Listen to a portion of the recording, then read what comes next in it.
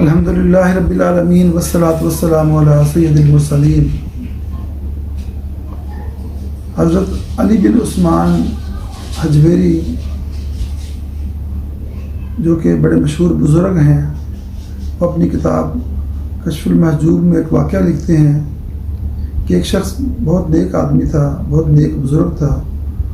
اور لوگ اس کے پاس آتے جاتے تھے، اس نیک شخص کے پاس، اور وہ لوگ اس سے اپنی دعا کراتے تھے۔ اللہ تعالیٰ نے اس بزرگ کو مستجاب الدعوات، اللہ تعالیٰ ان کی بات سن لیتے تھے، ان کی دعا قبول کر لیتے تھے، اور لوگوں کو خیر کی اچھی باتیں بتایا کرتے تھے۔ تو ان کا ایک بیٹا تھا جو کہ اپنے نیک باپ کے برعکس بڑا ہی یوں کہہ لیجیے کہ بڑا ہی بدکار طبیعت کا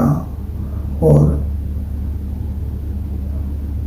بری صحبت میں بیٹھنے والا، والدین کی باتیں نہ ماننے والا، نیک کام میں کو نہ کرنے والا، اور بڑا ہی اوباش طبیعت کا نوجوان تھا، کبھی بھی ان کی بات نہیں مانتا تھا۔ تو وہ لوگوں کو اچھی اچھی باتیں بتاتے تھے، لوگوں میں ان کا بہت شہرہ تھا۔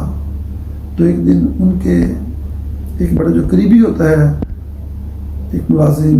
ان کا ایک ساتھی، اس نے ان سے پوچھ لیا کہ حضرت یہ کیا معاملہ ہے، آپ ماشاءاللہ بڑے نیک اور اللہ کی باتیں کرنے والے، اور یہ آپ کا بیٹا بڑا ہی آپ کا نافرمان، بالکل ہی آپ کے برعکس، اس کا ماجرا کیا ہے؟ تو وہ کہنے لگے اصل بات یہ ہے کہ جب سے میری اور میری بیوی کی ہماری آپس میں شادی ہوئی، ہم آپس رات کو سونے سے پہلے عبادت کرتے، اور ہمیں عبادت میں بہت لطف آیا کرتا۔ ایک دن ایسا ہوا، کئی سال تک ہماری یہی روٹین رہی، ہم رات کو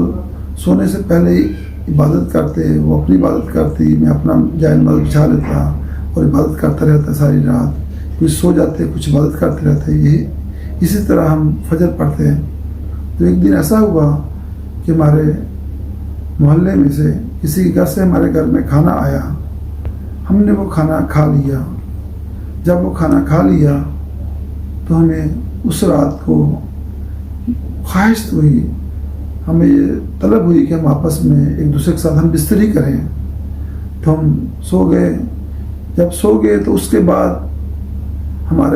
میری بیوی کو حمل ٹھہرا، اور اس سے یہ نوجوان یہ بچہ پیدا ہوا۔ اور اس کے بعد جب ہم نے معلوم کیا کہ وہ کھانا جو ہے وہ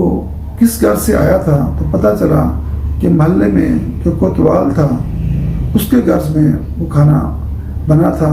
اور اس کے گھر والوں نے وہ سب محلے والوں کو کھانا بھجوایا تھا،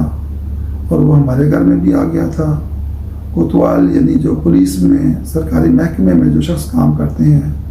اس زمانے میں اس کو کوتوال پرانے لفظوں میں کہا جاتا ہے۔ تو ان کے گھر میں جو کھانا تیار ہوا تھا، جو بنا تھا، یا کسی نے ان کے گھر میں بھیجا تھا، تو وہ کھانا انہوں نے تقسیم کر دیا، اور وہ ہمارے گھر میں، ان کے گھر میں بھی آ گیا۔